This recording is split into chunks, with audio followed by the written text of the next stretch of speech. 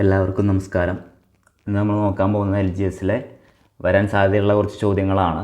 നമ്മളിതൊരു സീരീസായിട്ട് ചെയ്തുകൊണ്ടിരിക്കുകയാണ്. അപ്പോൾ ആദ്യത്തെ ചോദ്യത്തേക്ക് കിടക്കാം. ഒന്നാമത്തെ ചോദ്യം, റൂട്ട് ഓഫ് 0.111 അത് കണ്ടിന്യൂ ചെയ്ത് പോയിക്കൊണ്ടിരിക്കുകയാണ്. ഗുണിക്കണം 0.444 അതും അങ്ങനെ പോയിക്കൊണ്ടിരിക്കുകയാണ്. 4444 അങ്ങനെ പോയിക്കൊണ്ടിരിക്കുകയാണ്.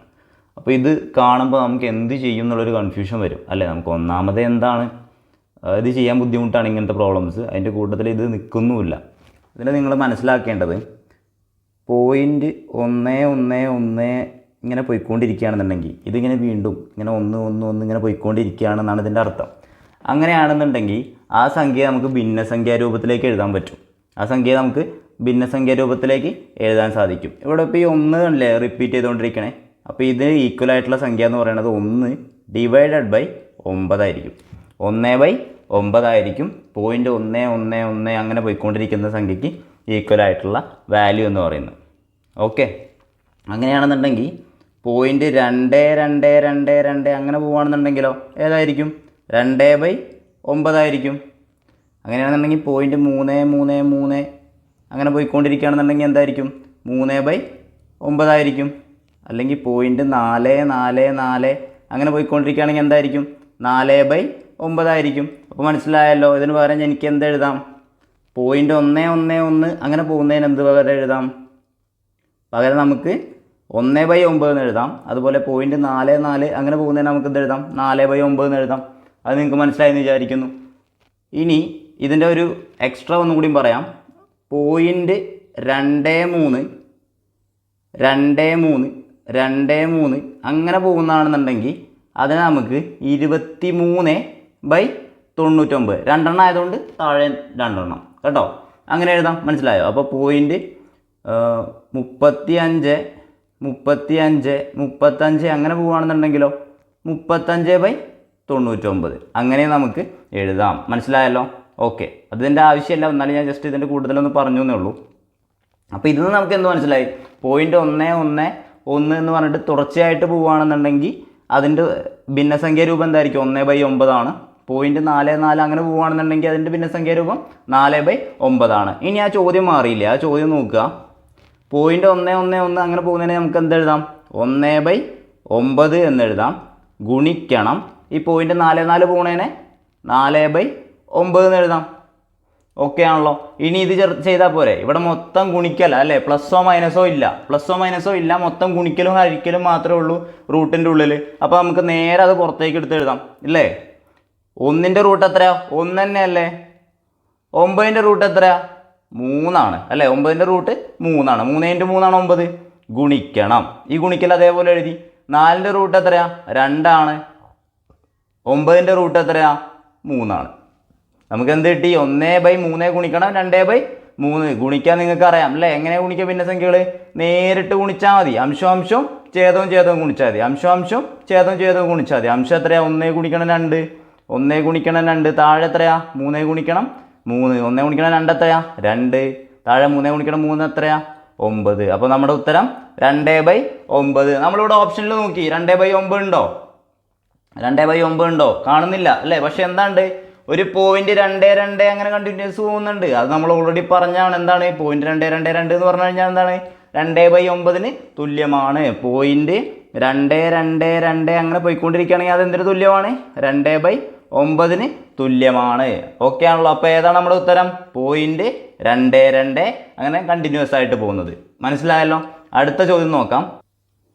3 ബൾബുകൾ യഥാക്രമം 3, 4, 5 മിനിറ്റുകൾ ഇടവിട്ട് പ്രകാശിക്കും. അവയെല്ലാം ഒരുമിച്ച് 8 AM കത്തിയെങ്കിൽ വീണ്ടും എപ്പോൾ അവ ഒരുമിച്ച് പ്രകാശിക്കും? ഇങ്ങനൊരു ചോദ്യം വന്നു കഴിഞ്ഞാൽ നിങ്ങൾ മനസ്സിലാക്കുക, ഇത് LCM എന്നുള്ള ചോദ്യമാണെന്ന് മനസ്സിലാക്കുക. LCM കാണാനാണ് നമ്മളോട് പറഞ്ഞിട്ടുള്ളത്. അപ്പോൾ ഈ 3, 4, 5ൻ്റെ LCM നമ്മൾ ആദ്യം കാണാം. 3, 4, 5 അതിൻ്റെ LCM നമ്മൾ കാണാം, അല്ലെങ്കിൽ ലസാഗു കാണാം. 3, 4, 5 എന്താ? ഇവയെ ചെയ്യാനൊന്നുമില്ല കേട്ടോ. 3, 4, 5നെയും ചെറുതാക്കാനൊക്കെ പറ്റുമോ? ഒന്നിനും ചെയ്യാൻ പറ്റില്ല അല്ലേ. 3, 5 പ്രൈം നമ്പറാണ്. 4നെ ഇത് വെച്ചിട്ട് ചെയ്യാനും പറ്റില്ല. അപ്പോൾ നമ്മൾ എന്ത് ചെയ്താൽ മതി? 3 ഗുണിക്കണം 4 ഗുണിക്കണം 5 ചെയ്താൽ മതി. എത്ര കിട്ടുക? LCM കണ്ടാൽ എത്ര കിട്ടുക? 3 × 4 12, 12 × 5 60 ഇവയുടെ ലസാഗു അല്ലെങ്കിൽ LCM എന്ന് പറയുന്നത്.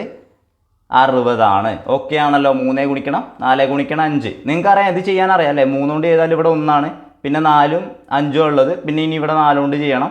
1 1 5 പിന്നെ 5 കൊണ്ട് ചെയ്യണം. 1 1 1 ഇങ്ങനെയൊക്കെയാണ് ചെയ്യേണ്ടത്. പക്ഷെ ഇങ്ങനെ ചെയ്യേണ്ട ആവശ്യമൊന്നുമില്ല. എന്താ 3 4 5 ചെയ്യാൻ പറ്റില്ല എന്ന് നമുക്കറിയാം അല്ലേ?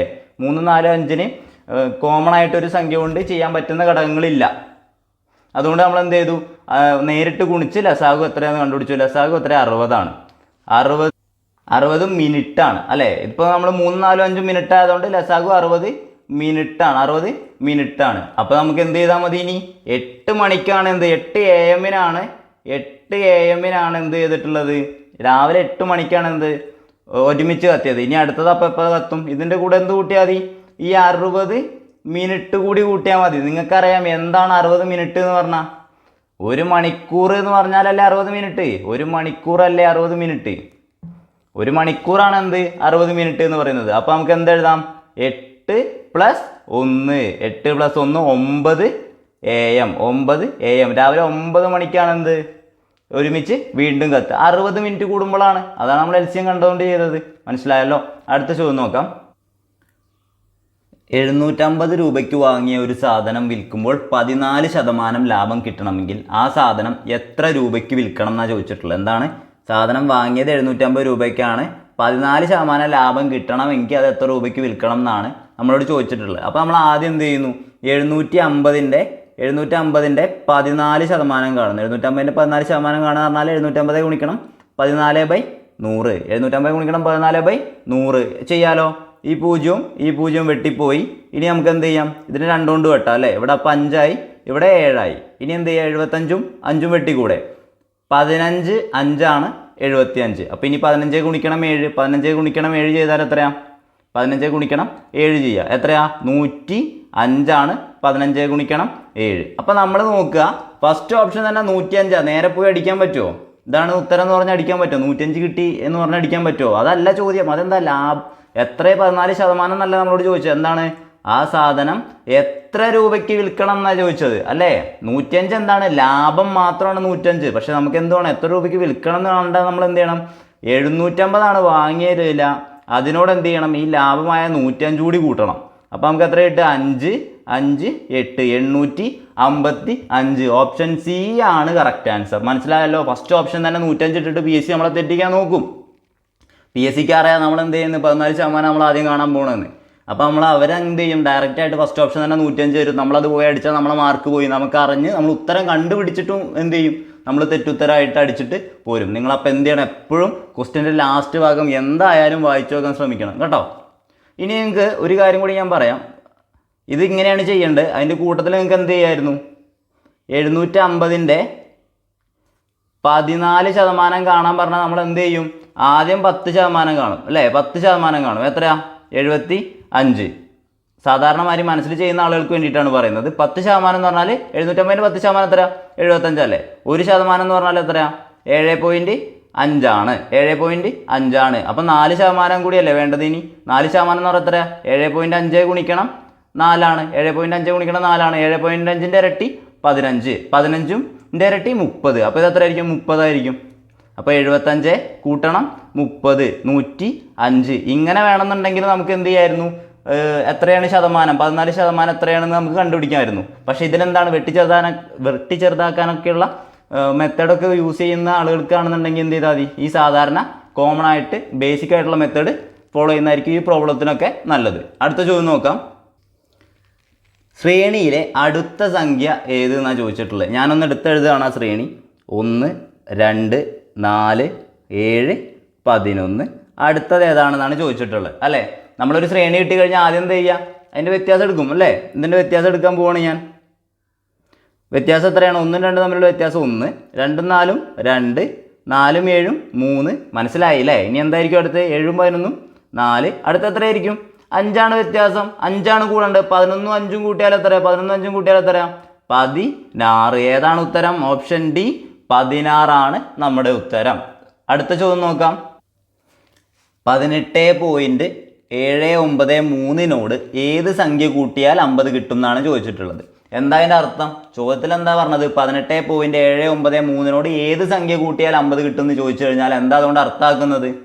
50 18.793 കുറച്ചാൽ മതി എന്നാണ് അതുകൊണ്ട് മനസ്സിലാക്കേണ്ടത് അല്ലേ? 50 18.793 കുറച്ചാൽ മതി എന്നാണ് അതുകൊണ്ട് മനസ്സിലാക്കേണ്ടത്. ഞാൻ എഴുതി 50 കുറയ്ക്കണം 18.793 18.793 ഇത് നേരെ കുറയ്ക്കാൻ പറ്റും അല്ലേ? പക്ഷെ നമുക്ക് എന്താണ് ഇവിടെ സ്ഥാനങ്ങളില്ലാത്തതുകൊണ്ട് നമുക്ക് ബുദ്ധിമുട്ടാവും. അപ്പോൾ നമ്മൾ എന്ത് ചെയ്തു? ഈ പോയിന്റ് അതേപോലെ മേലൊരു പോയിന്റ് ഇട്ടു. ഇനി എന്ത് ചെയ്തു? ആവശ്യമില്ല ഉള്ള സ്ഥലത്ത്, അതായത് ആ 3 സ്ഥാനത്തേക്ക് ഒരു പൂജ്യങ്ങളും വെച്ചു കൊടുത്തു. കുഴപ്പമുണ്ടോ? ഇല്ല. എന്താണ് വലതുവശത്ത് പൂജ്യം ഇട്ടാൽ ഒരു പ്രശ്നവുമില്ല അല്ലേ? പോയിന്റ് കഴിഞ്ഞിട്ട് എത്ര പൂജ്യം വേണമെങ്കിലും ഇടാലോ, വില വ്യത്യാസം വരുമോ? ഇല്ല. അപ്പോൾ ഇനി നമ്മൾ ചെയ്യാൻ നോക്കുകയാണ്. 0 നിന്ന് പോവോ? ഇല്ല. അപ്പോൾ കട എടുക്കാനുണ്ടോ? ഇല്ല. അപ്പുറത്ത് കട എടുക്കാനുണ്ടോ? ഇല്ല. അപ്പുറത്തും കട എടുക്കാനില്ല. അപ്പോൾ ഈ 5 കടം കൊടുക്കണം. 5 ഇങ്ങോട്ടൊന്ന് കൊടുത്തു. അപ്പോൾ ഇത് എത്രയായി?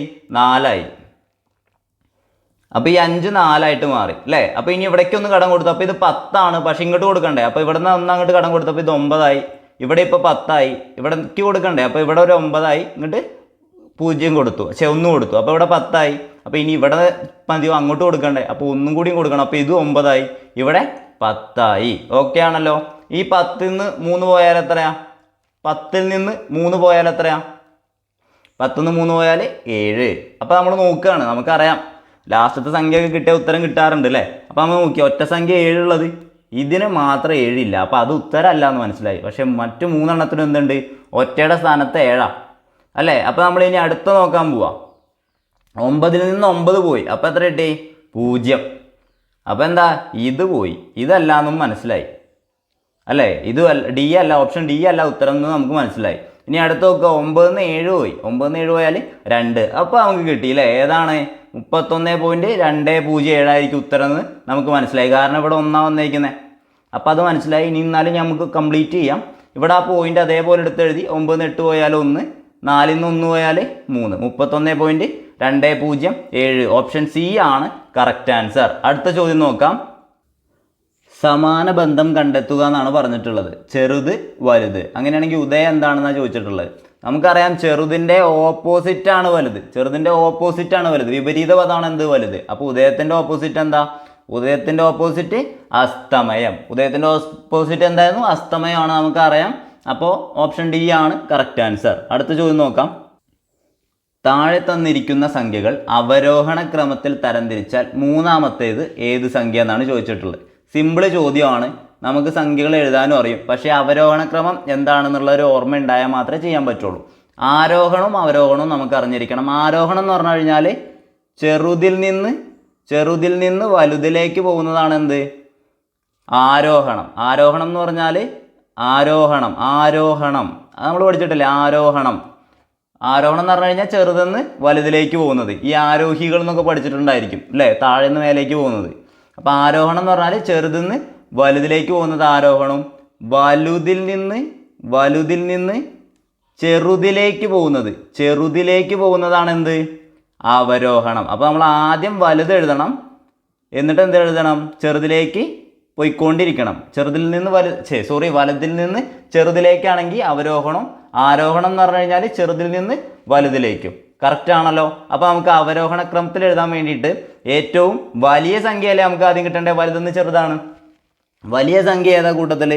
3, 325, 425, 225, 125, 525. 525 ആണല്ലോ വലിയ സംഖ്യ. അത് ഞാൻ ആദ്യം എഴുതി. ഇനി എന്താ അടുത്ത തൊട്ട് വലിയ സംഖ്യ ഏതാ? 425. അത് ഞാൻ എഴുതി. അടുത്ത തൊട്ട് വലിയ സംഖ്യ ഏതാ? നോക്കിയപ്പോൾ 325 അല്ലേ? 325. നമ്മളോട് ചോദ്യം ഏതാ? തരംതിരിച്ചാൽ മൂന്നാമത്തേത് ഏത് സംഖ്യയാണെന്നാണ്. മൂന്നാമത്തേത് ഏത് സംഖ്യ? 325 ആണ്. ഓപ്ഷൻ എ ആണ് കറക്റ്റ് ആൻസർ. ഇതിൽ നമുക്ക് ആകെ എന്തറിഞ്ഞാൽ മതിയായിരുന്നു? ആരോഹണവും അവരോഹണവും. ഇതേപോലെ നമുക്ക് എന്ത് വരാം? പോയിന്റ് തന്നിട്ടുള്ള സംഖ്യകളും വരാം. പോയിന്റ് 325, പോയിന്റ് 425, പോയിന്റ് 225 അങ്ങനെ വെച്ചിട്ടും വേണമെങ്കിൽ വരാം. അപ്പോഴും വ്യത്യാസം ഉണ്ടോ? വാല്യൂ വ്യത്യാസം വരുമോ? ഇല്ല അല്ലേ? പോയിന്റ് കഴിഞ്ഞാലും ഇതേപോലെ തന്നെ എടുത്താൽ മതി കേട്ടോ. അപ്പോൾ അടുത്ത ചോദ്യം നോക്കാം. ചോദ്യം: 40 കുട്ടികളുള്ള ഒരു ക്ലാസ്സിൽ ലതയുടെ റാങ്ക് മുന്നിൽ നിന്ന് 15ാമതാണ്. 40 കുട്ടികളാണ് ആകെ ഉള്ളത്. മുന്നിൽ നിന്ന് 15ാമതാണ് ആരുടെ റാങ്ക്? ലതയുടെ റാങ്ക്. എങ്കിൽ അവസാനത്തു നിന്നും ലതയുടെ റാങ്ക് എത്ര എന്നാണ് ചോദിച്ചിട്ടുള്ളത്. അവസാനത്തിൽ നിന്നും ലതയുടെ റാങ്ക് എത്ര എന്നാണ് ചോദിച്ചിട്ടുള്ളത്. ഇത് കണ്ടുപിടിക്കാൻ നമുക്കറിയാം അല്ലേ? എന്താ ചെയ്യേണ്ടത്? മൊത്തത്തിൽ എത്ര പേരുള്ളത്? 40 കുട്ടികളാണുള്ളത്. അതിൽ നിന്ന് നമ്മൾ എന്ത് ചെയ്യുന്നു? നമുക്ക് അറിയുന്നത് എന്താണ്? നമുക്ക് അറിയുന്നത് 15 കുട്ടികളാണ് 15ാമതാണ് മുന്നിൽ നിന്ന് നമുക്കറിയാം. അപ്പം നമ്മൾ എന്ത് ചെയ്യുന്നു? 40ൽ നിന്ന് 15 കുറയ്ക്കുന്നു. കഴിഞ്ഞോ? ഇല്ല. എന്നിട്ട് എന്ത് ചെയ്യുന്നു? +1 ചെയ്യുന്നു. +1 ചെയ്യുന്നു. എന്താ? ഈ ഒരേ സ്ഥാനത്താണ് നിൽക്കുന്നത് അല്ലേ? അപ്പോൾ ബാക്കിൽ നിന്ന് വരുമ്പോഴും അതേ സ്ഥാനം തന്നെ കിട്ടണമെന്നുണ്ടെങ്കിൽ ഒന്നും കൂടി കൂട്ടണം, അല്ലെങ്കിൽ ഇവിടെ വന്ന് നിന്നു പോകും കേട്ടോ. അപ്പോൾ +1 കൂടിയും ചെയ്യുന്നു. എത്ര അപ്പം നമ്മുടെ ഉത്തരം? 40 15 കുറച്ച് കഴിഞ്ഞാൽ 25. 25 +1 എത്രയാണ് നമ്മുടെ ഉത്തരം? 26. 26ാം സ്ഥാനത്തായിരിക്കും അവസാനത്തു നിന്നും ലതയുടെ റാങ്ക് എന്ന് പറയുന്നത്. ഓക്കെ ആണല്ലോ? അടുത്ത ചോദ്യം നോക്കാം. ചോദ്യം: ഭിന്നസംഖ്യകളായ 1/3, 5/7, 2/9 ആരോഹണ ക്രമത്തിൽ എഴുതിയാൽ ചുവടെ കൊടുത്തിട്ടുള്ള ഏത് ക്രമത്തിലാണ് വരിക എന്നാണ് ചോദിച്ചിട്ടുള്ളത്. നമ്മളോട് പറഞ്ഞ ആരോഹണമാണ് പറഞ്ഞത്. ആരോഹണം. അപ്പം എന്താണ്? ചെറുതിന്ന് വലുതിലേക്കാണ് എന്ത്? ആരോഹണം. നമുക്കറിയാം അല്ലേ? ചോദ്യം അതല്ലേ? അപ്പോൾ നമ്മൾ എന്ത് ചെയ്യാണ്? ഞാൻ ഈ സംഖ്യകളൊക്കെ ഒന്ന് എടുത്തെഴുതാണ്. 1/3, അതുപോലെ ഏതായിരുന്നു സംഖ്യ? 5/7, പിന്നെയുള്ള സംഖ്യ 2/9. ഇനി നിങ്ങൾ നോക്കുക, നമ്മൾ ഇതിൻ്റെ പ്രോബ്ലം കുറച്ച് വേറൊരു മെത്തേഡിൽ നമ്മൾ പഠിപ്പിച്ചിട്ടുണ്ട് അല്ലേ? ഇത് ചെയ്യാൻ വേണ്ടിയിട്ട് സിമ്പിളാണ്. നമുക്ക് ഹരിക്കാൻ മാത്രം അറിഞ്ഞാൽ മതി. നമ്മൾ എന്ത് ചെയ്യുന്ന? ആദ്യം തന്നിരിക്കുന്ന സംഖ്യകളെ 10 കൊണ്ടോ 100 കൊണ്ടോ 1000 കൊണ്ടോ ഗുണിക്കുക. നമുക്ക് ഏതാണ് കൺവീനിയൻറ്റ് ആ സംഖ്യ കൊണ്ട് ഗുണിക്കുക. ഞാനിവിടെ 10 കൊണ്ട് ഗുണിക്കാൻ പോവാം. 10 കൊണ്ട് ഗുണിക്കുക എന്ന് പറഞ്ഞാൽ എന്താ? എല്ലാത്തിൻ്റെ അംശത്തിൻ്റെ കൂടെ ഒരു 0 ഇട്ട് കൊടുത്താൽ പോരെ? 10 കൊണ്ട് ഗുണിക്കുക എന്ന് പറഞ്ഞാൽ അതാണല്ലോ. എന്നിട്ട് ഈ സംഖ്യകളൊക്കെ എന്ത് ചെയ്യുക? ആ ഛേദം കൊണ്ട് ഹരിച്ചാൽ മതി. 10/3. 10നെ 3 കൊണ്ട് ഹരിച്ചാൽ എത്ര കിട്ടുക? 3 9. അപ്പം 3 എത്രയോ അല്ലേ കിട്ടുക? 3 എത്രയാണ് കിട്ടുക? അവിടെ നിൽക്കട്ടെ. ഇനി ഇത് നോക്ക്. 50/7 ചെയ്താൽ എത്ര കിട്ടുക? 7 7 49. അപ്പം 7 എത്രയോ അല്ലേ നമുക്ക് 50 എന്ന് പറഞ്ഞാൽ കിട്ടുക? 50നെ 7 കൊണ്ട് ഹരിച്ചാന്ന് പറഞ്ഞാൽ 7 എത്രയാണ് നമുക്ക് കിട്ടുക അല്ലേ? അപ്പം ഇനി അടുത്ത് നോക്ക്. 20/9. 20/9 പറഞ്ഞാൽ എത്രയാ? 2 9 എത്രയാ? 9 18. 2 9 18 അല്ലേ? അപ്പോൾ 2 എത്രയോ അല്ലേ നമുക്ക് എന്ത് കിട്ടുക? 20/9 പറഞ്ഞാൽ കിട്ടുക. ഇനി നിങ്ങൾക്ക് കിട്ടുന്നില്ലെങ്കിൽ എന്ത് ചെയ്യുക? 10/3, അതുപോലെ 50/7, അതുപോലെ 20/9. ഇത് ചെയ്യേണ്ട ആവശ്യമുണ്ടോ? ഇല്ല. നമുക്ക് മനസ്സിൽ നിന്ന് തന്നെ നമുക്ക് മനസ്സിലാക്കാൻ പറ്റുന്നുണ്ട് അല്ലേ? അപ്പോൾ ഇതിൽ നിന്ന് നിങ്ങൾക്കൊരു കാര്യം മനസ്സിലായി. എന്ത്? ഇതിൽ ഏറ്റവും വലിയത് ഏതാ? ഏറ്റവും വലിയത് ഏതാ? ഈ 7 ഉള്ളതല്ലേ ഏറ്റവും വലുത് അല്ലേ? അപ്പോൾ നമുക്ക് വേണ്ടത് ഏത് ക്രമത്തിലാണ്? ചെറുതെന്ന് വലുതിലേക്കാ അല്ലേ? അപ്പോൾ ഏറ്റവും ചെറുത് ആദ്യം എടുക്കണം. അപ്പോൾ ചെറുത് ഏതാ? 2 അല്ലേ ചെറുത്? അതെത്രയാ? 2/9. അത് ഞാൻ ആദ്യം എഴുതി. ഓക്കെ. അടുത്തത് എന്താ പറയുന്നത്? അതിൻ്റെ തൊട്ട് വലുത് ഏതാ? 3 അല്ലേ സംഖ്യ? 3 ഏതാ? 1/3. അത് ഞാൻ പിന്നെ എടുത്തെഴുതി. ഇനി നോക്കൂ, അടുത്തത് ഏതാ? 7. അതൊന്നും കൂടിയല്ലേ ഉള്ളൂ. 5/7 ആണത്. 5/7 അതാണ്. അപ്പോൾ നമ്മുടെ ഉത്തരം എന്ന് പറയുന്നത് എത്രയാ? 2/9, 1/3, 5/7. ഏതാ? 2/9, 1/3, 5/7. ഓപ്ഷൻ എ ആണ് കറക്റ്റ് ആയിട്ടുള്ള ആൻസർ എന്ന് പറയുന്നത്. മനസ്സിലായല്ലോ? നമ്മളിവിടെ ചെയ്തത് എന്താ? ആദ്യം എല്ലാ സംഖ്യകളെയും 10 കൊണ്ട് ഗുണിച്ചു. എന്നിട്ട് അതിൻ്റെ സംഖ്യ എത്രയാണെന്ന് കണ്ടു. എന്നിട്ട് അതിനനുസരിച്ച് ഓർഡറിൽ അങ്ങോട്ട് എഴുതി. ചെറുതിൽ നിന്ന് വലുതിലേക്ക് എഴുതി. വലുതിൽ നിന്ന് ചെറുതിലേക്ക് വേണമെങ്കിലും നമുക്ക് എഴുതാൻ പറ്റും അല്ലേ? അടുത്ത ചോദ്യം നോക്കാം. ചോദ്യം: 8 9 10 15 20 എന്നീ സംഖ്യകൾ കൊണ്ട് ഹരിക്കുമ്പോൾ 5 ശിഷ്ടം വരുന്ന ഏറ്റവും ചെറിയ സംഖ്യ ഏത് എന്നാണ് ചോദിച്ചിട്ടുള്ളത്. ഇങ്ങനത്തെ ഒരു ചോദ്യം വന്നു കഴിഞ്ഞാൽ നിങ്ങൾ എന്ത് ചെയ്യണം? ആദ്യം തന്നെ പോയിട്ട് അതിൻ്റെ LCM കാണണം. ആ തന്നിരിക്കുന്ന സംഖ്യകളുടെ LCM കാണണം. ആദ്യം തന്നെ നമ്മൾ എന്ത് ചെയ്യാണ്? തന്നിരിക്കുന്ന സംഖ്യകളുടെ LCM ആണ് നമ്മൾ കാണേണ്ടത്. നമ്മൾ കാണാൻ പോവാണ്. 8 9 10 15 20 ഈ സംഖ്യകളുടെ LCM കാണാൻ നിങ്ങൾക്ക് അറിയാലോ. ഇങ്ങനെ ചെയ്യാൻ അറിയാലോ. അപ്പോൾ നമ്മൾ ആദ്യം ഞാൻ 2 കൊണ്ട് ചെയ്യാണ്. 2 കൊണ്ട് ചെയ്തപ്പോൾ 4 9 5 15 അതുപോലെ തന്നെ എഴുതി. 20ൻ്റെ പകുതി 10. ഇനി വീണ്ടും 2 കൊണ്ട് ചെയ്യാണ്. 2 കൊണ്ട് ചെയ്താൽ ശരിക്കും ഇങ്ങനെ ചെയ്തു പോകേണ്ട ആവശ്യമൊന്നുമില്ല കേട്ടോ. നിങ്ങൾക്ക് പെട്ടെന്ന് ചെയ്യാൻ അറിയിച്ചാൽ ആ വലിയ സംഖ്യ കോമൺ ആയിട്ടുള്ള എടുത്താണ് ചെയ്താൽ മതി. 2 9 5 15 5. ഇനി എന്ത് ചെയ്യുക? 5 കൊണ്ട് ചെയ്തൂടെ? 5 കൊണ്ട് ചെയ്തപ്പോൾ 2 9 1 3 1. ഇനി വീണ്ടും ചെയ്യാലോ. 3 കൊണ്ട് ചെയ്യാലോ. 2 3 1 1 1 എന്ന് കിട്ടി. ഇനി ചെയ്യണോ? ഇല്ല. 2 3 ആണ്. അത് രണ്ടും വേറെ ഉണ്ട്. ഇനി ചെയ്യുന്നില്ല കേട്ടോ. അപ്പോൾ ഇതെന്ത് ചെയ്യണം? ഇത്രയും കിട്ടിക്കഴിഞ്ഞ് ഇതെല്ലാ സംഖ്യകളും ഈ ഘടകങ്ങളെല്ലാം ഗുണിക്കണ്ടേ? അതല്ല LCM എന്ന് പറയുന്നത്. അപ്പോൾ നമ്മൾ ഗുണിക്കാൻ പോവാണ്. 2 ഗുണിക്കണം 2 ഗുണിക്കണം 5 ഗുണിക്കണം 3 ഗുണിക്കണം 2 ഗുണിക്കണം 3. ബാക്കി 1 ആണ്. അത് ഗുണിക്കേണ്ട ആവശ്യമില്ലല്ലോ. അപ്പോൾ ഇനി എന്ത് ചെയ്യുക, അത് ഗുണിച്ചാൽ എത്ര കിട്ടുക നോക്കുക. 2 ഗുണിക്കണം 2 4 അല്ലേ, 4 ഗുണിക്കണം 5 20, 4 20, 20 ഗുണിക്കണം 3 60, 60 ഗുണിക്കണം 2 120, 120 ഗുണിക്കണം 3 360, എത്രയാണ് 360. നമുക്ക് എന്ത് കിട്ടി, LCM അല്ലെങ്കിൽ ലസാഗു എന്ന് പറയുന്നത് 360 ആണ് എന്ന് നമുക്ക് കിട്ടി അല്ലേ. നമ്മൾ എന്നിട്ട് എന്ത് ചെയ്യണം, നമ്മളോട് എന്താ പറഞ്ഞത്, 5 ശിഷ്ടം വരുന്നാന്നാ പറഞ്ഞത്. എന്താ പറഞ്ഞത്, 5 ശിഷ്ടം വരുന്നാന്നാ പറഞ്ഞത്. 360നെ ഈ സംഖ്യകൾ കൊണ്ട് ഹരിച്ചു കഴിഞ്ഞാൽ എന്താ കിട്ടുക, 0 ആണ് ശിഷ്ടം വരിക. എന്താ കിട്ടുക, 0 ആണ് ശിഷ്ടം വരിക. അപ്പം നമുക്ക് ഉത്തരം കിട്ടാൻ എന്ത് ചെയ്താൽ മതി, 5 ശിഷ്ടം വരണം എന്നുണ്ടെങ്കിൽ എന്ത് ചെയ്താൽ മതി, 360ൻ്റെ കൂടെ ശിഷ്ടമായിട്ട് പറയുന്ന 5 കൂട്ടിയാൽ മതി. എന്താണ്, 360ൻ്റെ കൂടെ ശിഷ്ടമായിട്ട് വരുന്ന 5 കൂട്ടിയാൽ മതി. എത്ര നമ്മുടെ ആൻസർ എന്ന് പറയുന്നത് 365. എത്രയാണ്, 365. ഏതാ ഉത്തരം, ഓപ്ഷൻ ബി 365 എന്താ നമ്മൾ ചെയ്തത്, ആദ്യം തന്നിരിക്കുന്ന സംഖ്യകളുടെ ലസാഗു കണ്ടു. ലസാഗു കണ്ടിട്ട് എന്താണ്, എന്നിട്ട് ആ ശിഷ്ടം ഉണ്ടല്ലോ, ആ ശിഷ്ടത്തിന് ഇതിൻ്റെ കൂടെ നിങ്ങൾ കൂട്ടി, ലസാഗുവിൻ്റെ കൂടെ ആ ശിഷ്ടത്തിന് അങ്ങോട്ട് കൂട്ടി. അപ്പോൾ നമുക്ക് ഉത്തരമായിട്ടുള്ള 365 കിട്ടി. അടുത്ത ചോദ്യം നോക്കാം. ചോദ്യം, ഒരു അച്ഛൻ്റെയും മകൻ്റെയും ഇപ്പോഴത്തെ വയസ്സ് 7:3 എന്ന അനുപാതത്തിലാണ്. ഇവരുടെ വയസ്സുകളുടെ വ്യത്യാസം 36 ആയാൽ മകൻ്റെ ഇപ്പോഴത്തെ വയസ്സ് എത്ര എന്നാണ് ചോദിച്ചിട്ടുള്ളത്. ഞാൻ തന്നത് എടുത്ത് എഴുതുകയാണ്. അച്ഛൻ്റെ വയസ്സ് അതുപോലെ മകൻ്റെ വയസ്സ് എത്ര റേഷ്യോ എന്ന് പറഞ്ഞിട്ടുള്ളത്, 7:3 എന്നുള്ള അനുപാതത്തിലാണെന്നാണ് പറഞ്ഞിട്ടുള്ള വയസ്സുകൾ തമ്മിലുള്ള അനുപാതം. പിന്നൊരു സാധനം തന്നിട്ടുണ്ട്, എന്ത്, വയസ്സുകളുടെ വ്യത്യാസം 36 ആണെന്ന്. ഇവരുടെ വയസ്സുകളുടെ വ്യത്യാസം 36 ആണെന്ന് തന്നിട്ടുണ്ട്. വ്യത്യാസം 36 ആണ് എന്ന് തന്നിട്ടുണ്ട്. നമുക്കറിയാം വ്യത്യാസം തന്നിട്ടുണ്ടെങ്കിൽ നമ്മൾ എന്ത് ചെയ്യണം, അച്ഛൻ്റെത് 7ഉം മകൻ്റെത് 3ഉം ആണ്. അവരുടെ വ്യത്യാസം 36 ആണെന്ന് പറഞ്ഞാൽ നമ്മൾ എന്ത് ചെയ്യണം, ഈ 7ന്ന് 3 കുറച്ചിട്ട് എത്രയാണെന്ന് എഴുതണം. എത്രയാണത്, 4. 7ന്ന് 3 പോലെ എത്ര, 4. ഈ 4 എന്ന് പറയുന്നത് എന്താണ്, 36. ഈ 4 എന്ന് പറയുന്നത് എന്താണ്, 36. അപ്പോൾ 1 എന്താ, 4 36 ആണെങ്കിൽ 1 എന്താ, 36/4 അല്ലേ.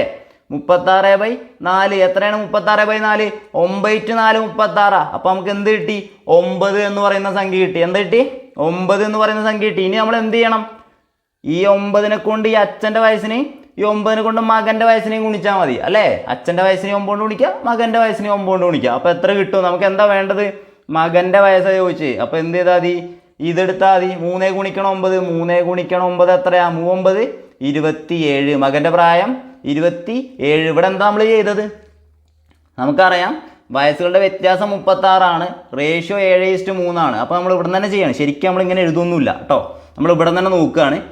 7:3 ആണ്, വ്യത്യാസം 36 ആണ്. അപ്പോൾ നമ്മൾ എന്ത് ചെയ്യും, 7 3 നമ്മളുടെ വ്യത്യാസം 4 ആണ്. ഈ 4 എന്ന് പറയുന്നതാണ് 36.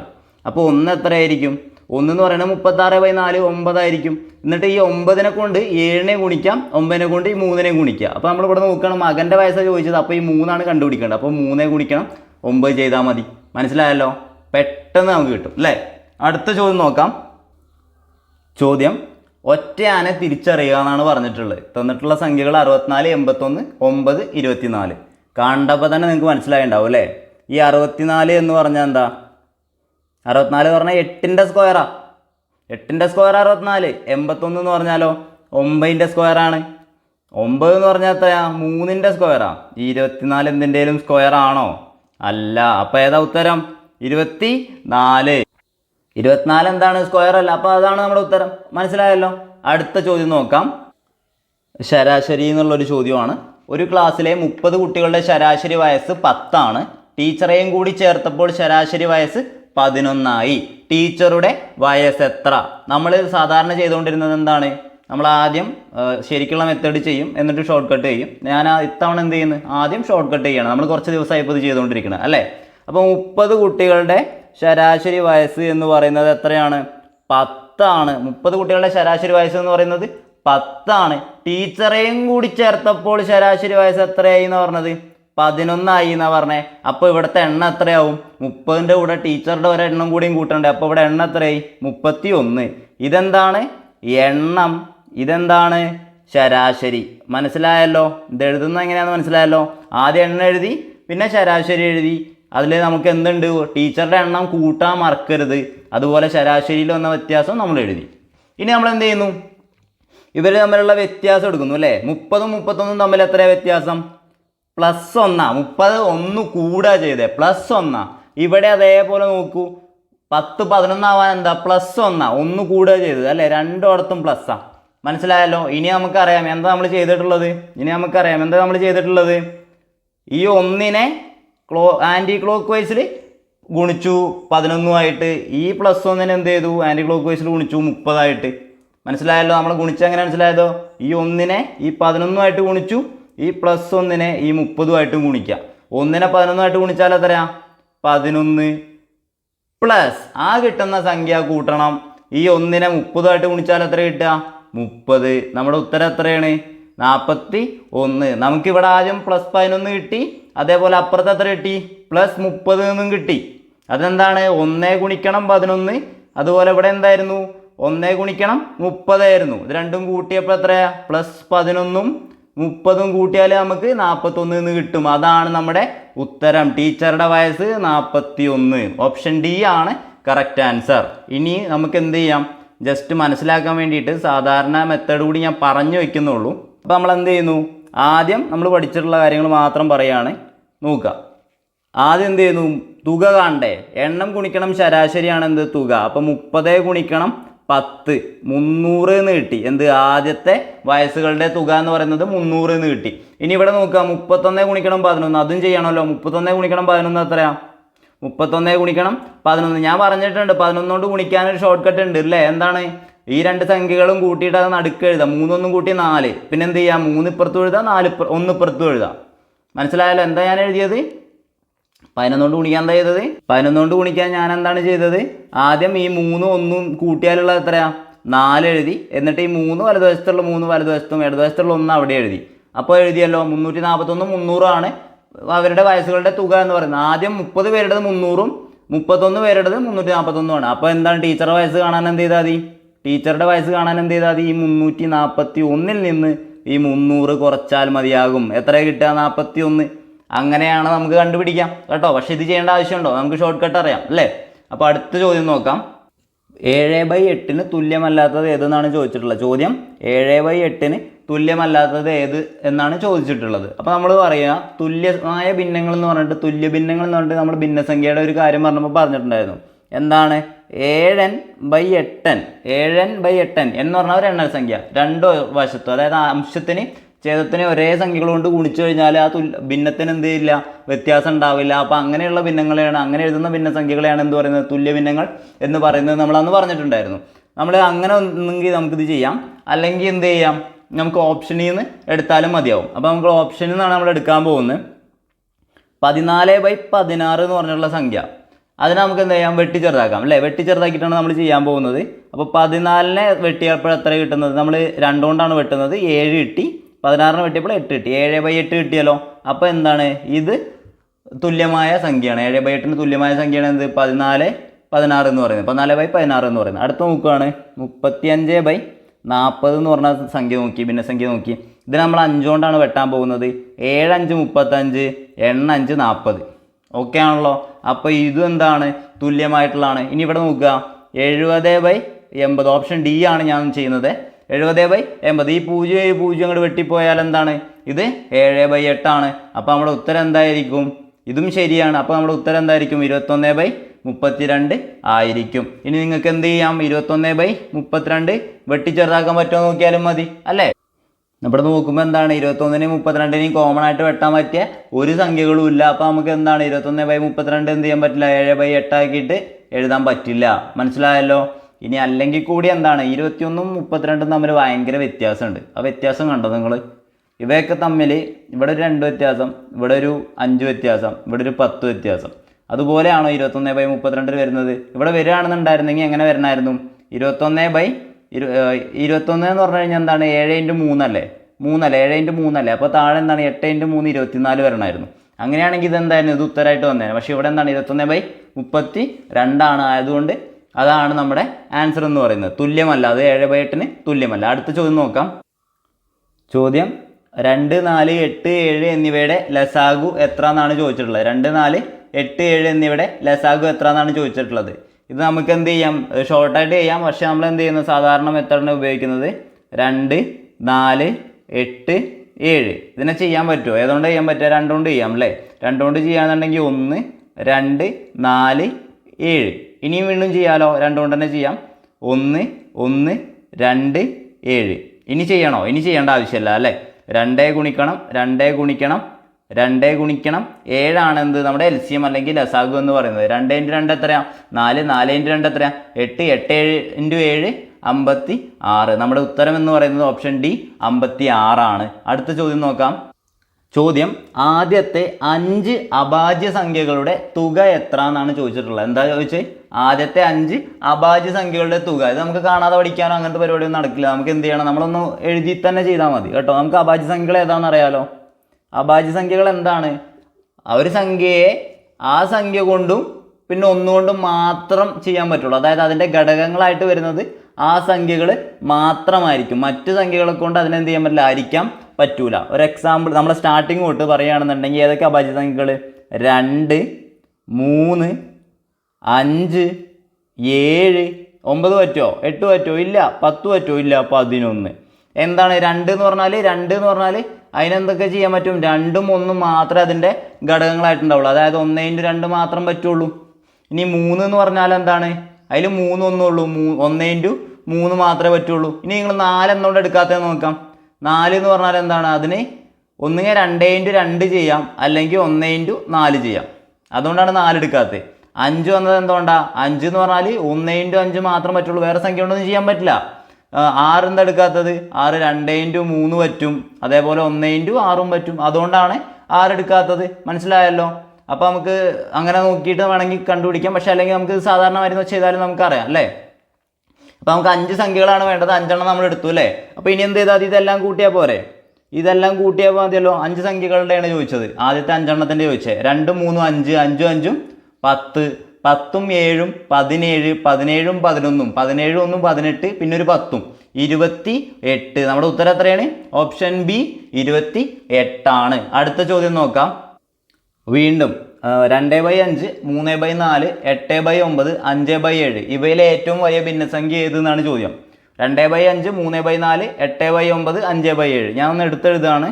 2/5 3/4 8/9 5/7. ഇതിൽ ഏറ്റവും വലിയ ഭിന്നസംഖ്യ ഏതെന്നാണ് ചോദിച്ചിട്ടുള്ളത്.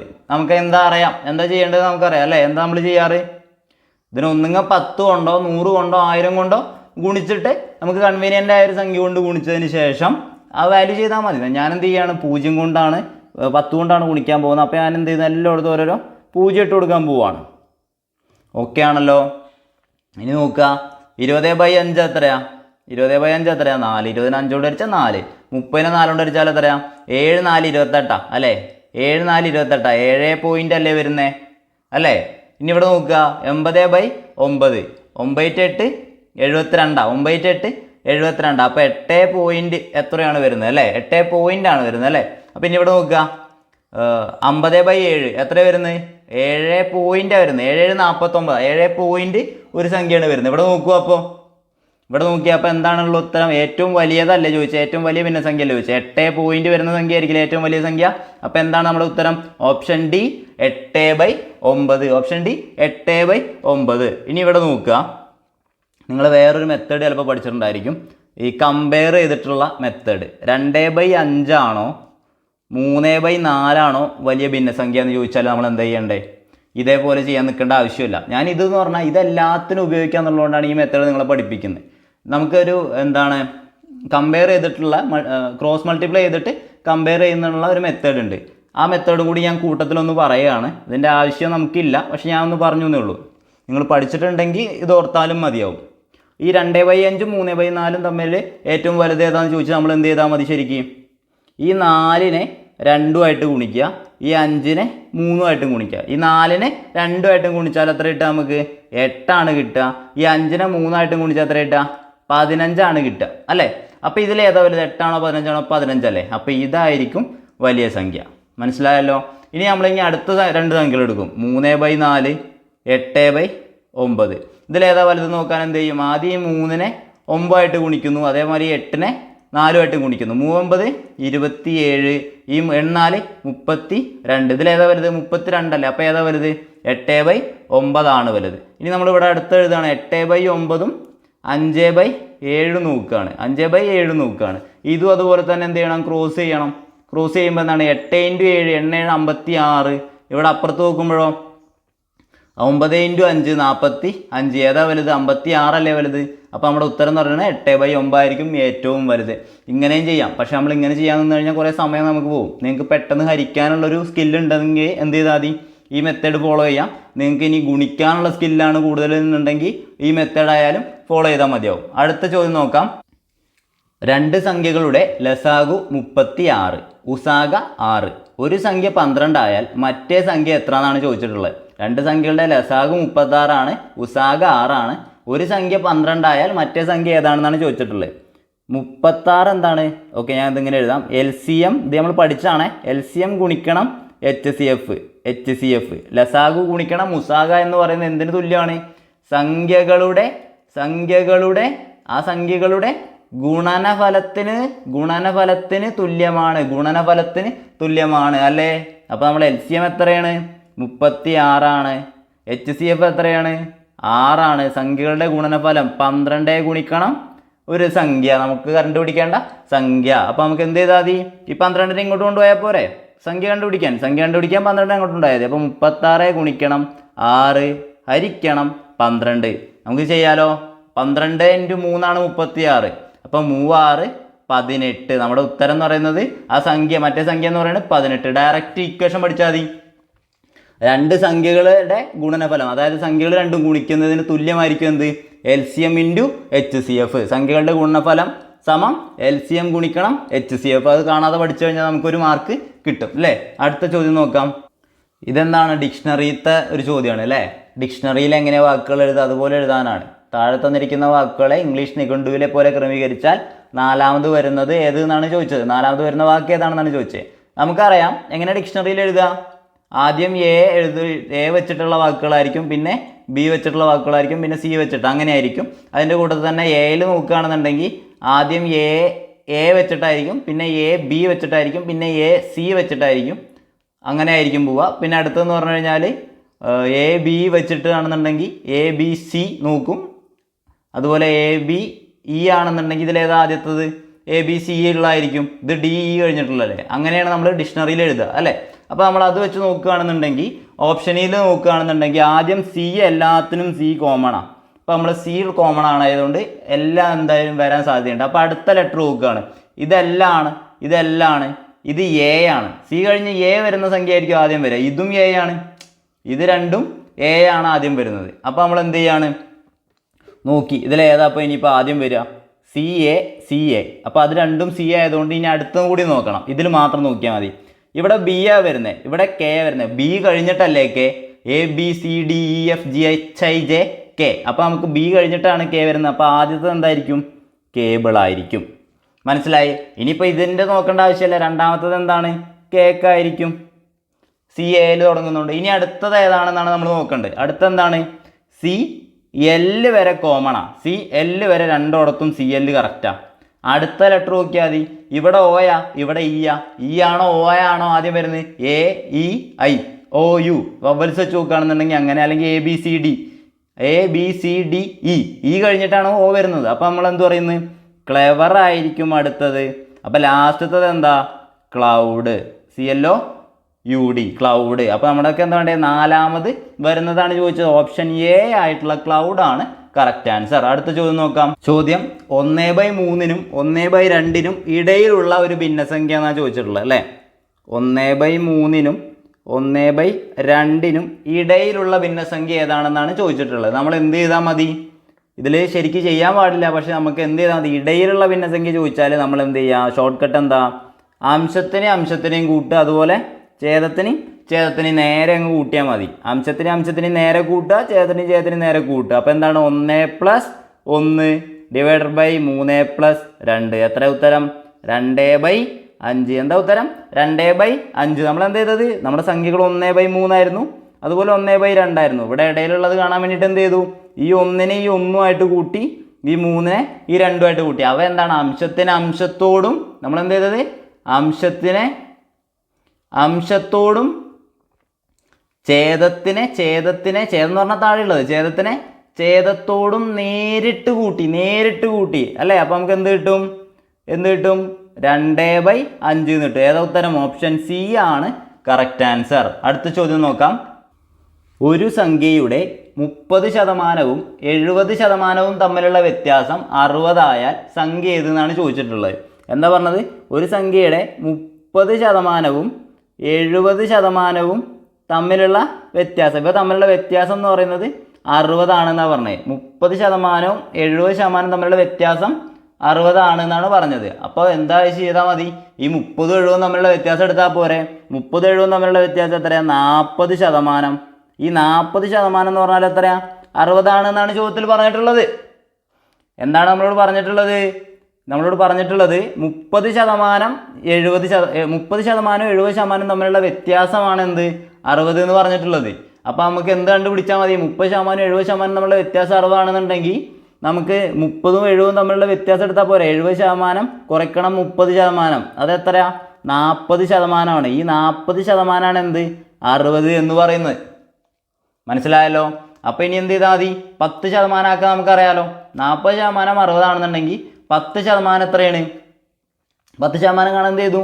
10% കാണാൻ വേണ്ടിയിട്ട് എന്ത് ചെയ്യുന്നു? 40% 60 ആണെങ്കിൽ 10% കാണാൻ വേണ്ടിയിട്ട് നമ്മൾ ഈ 60നെ എന്ത് ചെയ്തുകൊണ്ട് ഹരിച്ചാൽ 4 കൊണ്ട് ഹരിച്ചാൽ മതി അല്ലേ. 40% 10% ആക്കാൻ എന്താ ചെയ്തത്? 4 കൊണ്ട് ഹരിച്ചോടെ 10% ആക്കി. ഇവിടെ 60നെ 4 കൊണ്ട് ഹരിച്ചാൽ മതി.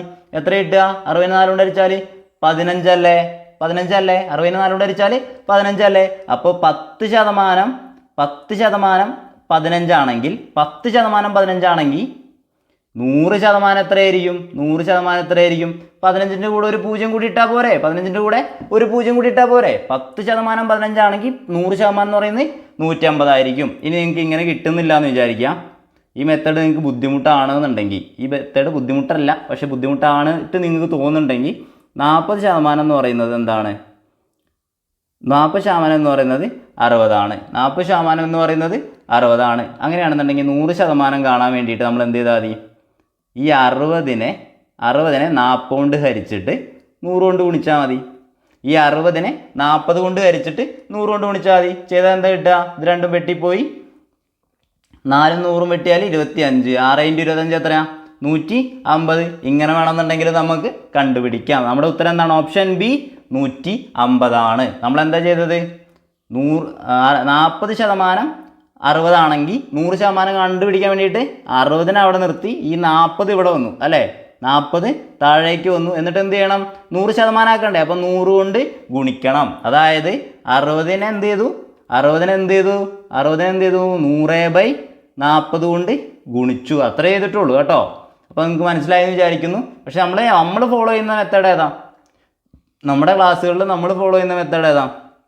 40% 60 ആണെന്നുണ്ടെങ്കിൽ നമ്മൾ 10% കണക്കാക്കുന്നു. 10% കണക്കാക്കുന്നു. 10% 40 10% ആകാൻ വേണ്ടിയിട്ട് 4 കൊണ്ടാണ് ഹരിച്ചേ. 40 10% ആകാൻ വേണ്ടിയിട്ട് 4 കൊണ്ട് ഹരിച്ചേ. അപ്പോൾ 60നെ 10% ആക്കാൻ വേണ്ടിയിട്ട് ഞാൻ എത്ര കൊണ്ട് ഹരിക്കണം? 4 കൊണ്ട് ഹരിക്കണം. 60നെ 4 കൊണ്ട് ഹരിച്ചു കഴിഞ്ഞാൽ എത്ര കിട്ടും എനിക്ക്? 15. അതായത് 10% എന്ന് പറഞ്ഞാൽ 15 ആണ്. അങ്ങനെയെങ്കിൽ 100% എന്ന് പറഞ്ഞാൽ എത്രയായിരിക്കും? ഒരു 0 കൂടി ഇട്ട് കൊടുത്താൽ മതി. 150 ആയിരിക്കും നമ്മുടെ ഉത്തരം എന്ന് പറയുന്നത്. അടുത്ത ചോദ്യം നോക്കാം. റൂട്ട് 1.44 എത്ര എന്നാണ് ചോദിച്ചിട്ടുള്ളത്. റൂട്ട് ഓഫ് 1.44 എത്ര എന്നാണ് ചോദിച്ചിട്ടുള്ളത്. ഇത് ചെയ്യാൻ വേണ്ടിയിട്ട് ശരിക്കും നമ്മൾ എന്ത് ചെയ്യുക? സാധാരണ മെത്തേഡ് എന്ന് പറഞ്ഞാൽ എന്താ? 1.44 എന്ന് പറഞ്ഞാൽ 144/100 ആണ്. 1.44 പറഞ്ഞാൽ 144/100 ആണ്. ഇവിടെ പോയിന്റ് വന്ന് 2 സ്ഥാനം മാറ്റിയിട്ടല്ലേ. അപ്പോൾ 2 0 താഴെ ഉണ്ടാവണം. മനസ്സിലായില്ലേ? 144/100 ആണ്. അപ്പോൾ നമ്മുടെ ഉത്തരം എത്രയായിരിക്കും? 144ൻ്റെ റൂട്ട് എത്രയാണ്? 12.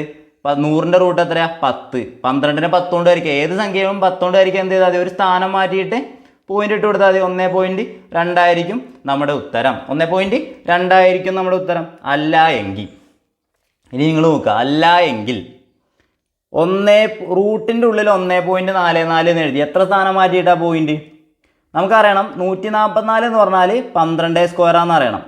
അല്ലെങ്കിൽ റൂട്ട് 144 എന്ന് പറഞ്ഞാൽ 12 ആണെന്ന് നമുക്ക് അറിഞ്ഞിരിക്കണം. റൂട്ട് 144 എന്ന് പറഞ്ഞാൽ എത്രയാണ്? 12 ആണ്. അത് നമുക്കറിയാലോ. 12ൻ്റെ സ്ക്വയർ ആണ് 144. അപ്പോൾ സ്ക്വയർ റൂട്ട് ഓഫ് 144 എന്ന് പറഞ്ഞാൽ 12 ആയിരിക്കും. ഇനി നിങ്ങൾ നോക്കുക, പോയിന്റ് കഴിഞ്ഞിട്ട് എത്ര സ്ഥാനം മാറ്റിയിട്ടാണ് കുത്തിട്ടേക്കുന്നത്? എത്ര സ്ഥാനം മാറ്റിയിട്ടാണ് പോയിന്റ് ഇട്ടേക്കുന്നത്? 2 സ്ഥാനം മാറ്റിയിട്ടല്ലേ? 2 സ്ഥാനം മാറ്റിയിട്ടല്ലേ പോയിന്റ് ഇട്ടേക്കുന്നത്? അപ്പോൾ നമ്മുടെ ആൻസർ എന്ന് പറയുന്നത് ആദ്യം നമ്മൾ എന്ത് ചെയ്യുക, ഈ 144ൻ്റെ റൂട്ട് അങ്ങ് കറക്റ്റ് എഴുതാം. എത്രയാ? 12. റൂട്ട് 144 12 എന്ന് എഴുതാം. ഇവിടെ 2 സ്ഥാനം മാറ്റിയിട്ടാണ് റൂട്ട് ഇട്ടേക്കുന്നത്. സ്ക്വയർ റൂട്ട് ആയതുകൊണ്ട് നമ്മൾ എന്ത് ചെയ്താൽ മതി? 2 സ്ഥാനം മാറ്റിയിട്ടിട്ടാൽ നേർപകുതി. എന്താണ്? നേർപകുതി എടുക്കുക. 1.2. എന്താണ്? 1.2 ആയിരിക്കും ഉത്തരം. വേറൊരു എക്സാമ്പിൾ നോക്കാം. റൂട്ട് ഓഫ് 6.25 എത്രയാണെന്നാണ് ചോദിച്ചത്. റൂട്ട് ഓഫ് 6.25 എത്രയാണെന്നാണ് ചോദിച്ചത്. 625 എന്താ? റൂട്ട് 625 എന്താ? റൂട്ട് 625 എന്ന് പറഞ്ഞാൽ 25. റൂട്ട് 625 പറഞ്ഞാൽ 25. ഞാൻ ആ 25 അതേപോലെ എടുത്തങ്ങ് എഴുതും ആദ്യം. എന്നിട്ട് ഞാൻ നോക്കി എത്ര സ്ഥാനം മാറ്റിയിട്ടാ? 1 2 സ്ഥാനം മാറ്റിയിട്ടാ. അപ്പോൾ എന്ത് ചെയ്താൽ മതി? ഇവിടെ ഉത്തരത്തിൽ ഒറ്റ സ്ഥാനം മാറ്റിയിട്ട് പോയിന്റ് ഇട്ടാൽ മതിയാകും. മനസ്സിലായല്ലോ?